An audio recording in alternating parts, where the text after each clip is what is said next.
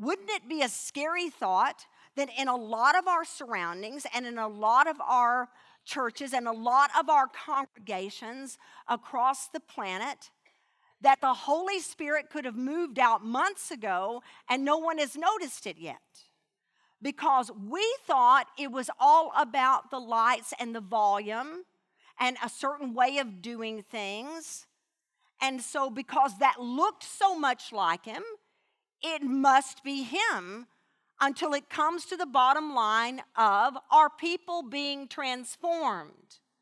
Now we've got a whole different ball game. And I got to tell you, please don't misunderstand what I mean. This is really important. Nothing is wrong with using lighting and sound and setting up good facilities. I'm talking about fitting facilities where people can be comfortable, can take notes, can do whatever they need to do to posture people for the best focus in worship. There's nothing wrong with that. Remember, if you know anything about the Old Testament tabernacle and temple, God himself set it up where it would have been beautiful. Have you ever been where like you're in a room that's got really deep, gorgeous colors, really beautiful textures that are like heavy curtains and that kind of thing that are to a candlelight, a lamplight? It would have been beautiful. It would have had the sense of incense. And so I don't get the idea that all of that cancels out the Spirit. God himself, when he prescribed what those environments would look like for worship, he was prescribing something that would be a surrounding that would help focus it and bring out that kind of worship. But when the accessories become the actual agents, in other words, no, that's what's working. I love it when lights go down and the volume goes up. That's all. Like when the Holy Spirit could be missing entirely and we wouldn't know the difference. That is when we have woefully defaulted into the flesh. And I want to say something.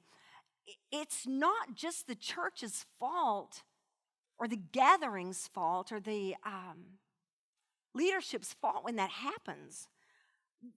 What's happened, we've got such consumerism mentality that it spreads into our church life. And so we end up choosing a church according to what goods and services it provides. So it's really almost like we go and look for a car. Anybody getting this with me?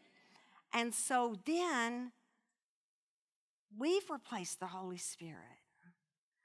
I want to say to you, the most important thing that you could hear this evening is this, and it's as true corporately as it is individually, as true individually as it is corporately.